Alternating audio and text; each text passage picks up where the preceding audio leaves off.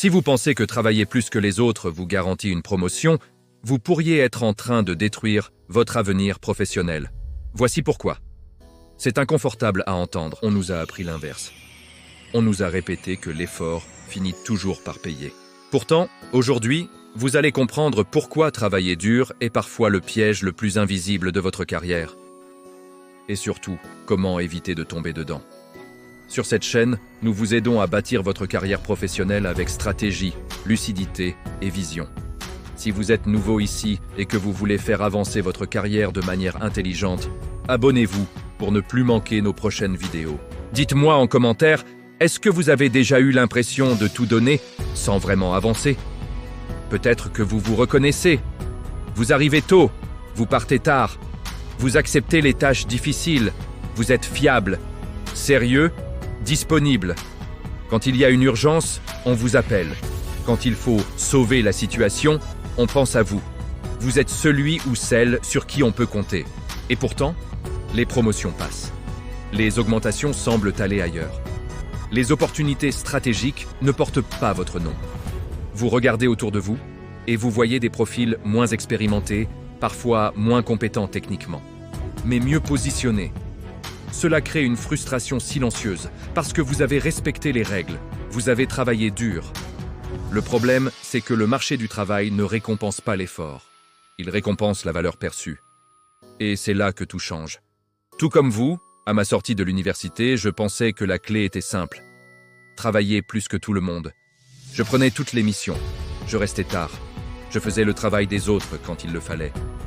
Je voulais prouver ma valeur. Je croyais que si je devenais indispensable, le système finirait par me récompenser. Mais en réalité, je devenais seulement indispensable à mon poste, pas indispensable à la stratégie, pas visible dans les décisions, pas identifié comme un futur leader. On me voyait comme un exécutant fiable, pas comme un architecte de solutions. C'est une nuance fondamentale.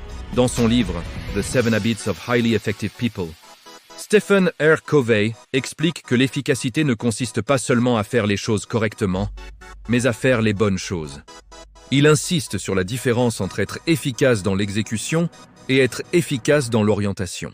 Ce livre m'a appris que beaucoup de professionnels passent leur vie à perfectionner l'échelle, sans vérifier si elle est posée contre le bon mur. Vous pouvez travailler dur à monter une échelle qui ne mène nulle part. Dans son livre Deep Work, Cal Newport explique que la capacité à produire un travail rare et à forte valeur est ce qui crée un avantage durable. Il insiste sur le fait que ce n'est pas la quantité d'heures qui compte, mais la qualité stratégique de ce que vous produisez. Ce livre m'a appris que la concentration sur des compétences à fort impact vaut infiniment plus que l'agitation constante. Travailler dur sur des tâches à faible impact vous rend occupé, pas précieux. Le piège invisible du travail acharné, c'est qu'il vous donne l'illusion du progrès. Vous êtes fatigué, donc vous avez l'impression d'avancer. Vous êtes stressé, donc vous avez l'impression d'être important. Vous êtes sollicité, donc vous avez l'impression d'être indispensable. Mais la vraie question est différente. Êtes-vous positionné? Première réalité stratégique. Toutes les tâches n'ont pas la même valeur. Certaines augmentent directement la performance visible de l'organisation. D'autres maintiennent simplement le système en marche. Si vous passez 80% de votre énergie à éteindre des incendies opérationnels, vous devenez un pompier, pas un stratège. Deuxième réalité, la visibilité stratégique compte. Cela ne veut pas dire se vanter. Cela veut dire participer aux conversations importantes, comprendre les objectifs globaux, proposer des idées alignées sur la direction. Quand vous ne comprenez pas la vision, vous ne pouvez pas vous y aligner.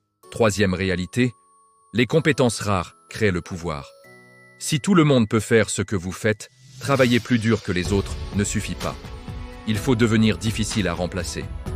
Cela peut être une expertise technique spécifique, une capacité à résoudre des problèmes complexes, une aptitude à connecter des équipes. Mais cela doit être rare et utile. Quatrième réalité, le réseau stratégique dépasse souvent la performance brute. Dans de nombreuses organisations, les opportunités circulent avant d'être publiées. Si personne ne pense à vous lorsque ces opportunités apparaissent, votre travail, aussi dur soit-il, reste invisible. Cela ne signifie pas qu'il ne faut pas travailler dur. Cela signifie qu'il faut travailler intelligemment. Voici un conseil simple et immédiatement applicable. Pendant les 30 prochains jours, identifiez les 3 tâches ou projets qui ont le plus d'impact visible dans votre organisation. Puis, posez-vous une question honnête. Combien de temps y consacrez-vous réellement? Si la réponse est faible, réajustez votre énergie. Apprenez à dire non aux tâches qui vous maintiennent occupés, mais invisibles. Imaginez que vous construisez un immeuble. Si vous passez tout votre temps à transporter des briques, vous serez épuisé. Mais si vous ne regardez jamais les plans, vous risquez de construire au mauvais endroit. L'architecte ne travaille pas forcément plus dur que les ouvriers, il travaille différemment. Il pense structure, il pense long terme, il pense solidité. Votre carrière est une construction. Si vous ne regardez que l'effort quotidien, vous risquez de négliger la structure globale. Beaucoup de jeunes professionnels comme vous sont incroyablement travailleurs, courageux, résilients, adaptables. Mais on ne nous a pas toujours appris la stratégie de positionnement. On nous a appris l'endurance, pas l'architecture. La question devient alors, travaillez-vous pour être occupé ou pour devenir incontournable? Prenez un moment pour réfléchir. Si vous continuez exactement comme aujourd'hui pendant 5 ans, où serez-vous? Plus fatigué ou plus influent? Une carrière solide ne se laisse pas au hasard. Elle se conçoit, elle se planifie, elle s'ajuste. Vous n'êtes pas payé pour souffrir, vous êtes récompensé pour la valeur que vous créez et la perception de cette valeur. Si cette vidéo vous a aidé à voir les choses différemment, dites-le nous en commentaire. Et surtout, n'oubliez pas de liker, partager et vous abonner si ce n'est pas encore fait. N'oubliez pas que votre trajectoire dépend des décisions stratégiques que vous prenez aujourd'hui.